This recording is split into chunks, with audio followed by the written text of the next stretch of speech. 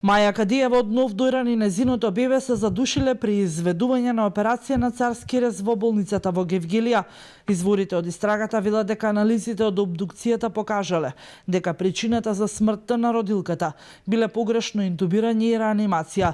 Анализите на телото на починатото бебе дале одговор и за причините за неговата смрт.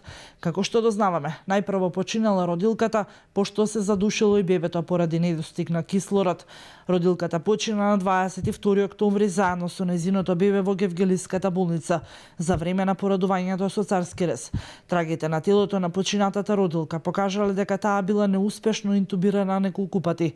Лекарите анестезиолози во болницата во Гевгелија се обидувале во повеќе наврати правилно да насочат и да го спуштат цревото преку устата, така наречено тубос, во незините органи за дишење, но и при секој обид на тоа одело во погрешно место. Патолозите изминатиот период вршеле проверки и анализи дали можеби преголемото количество на анестетик ги убило мајката и бебето, но тоа не се докажало.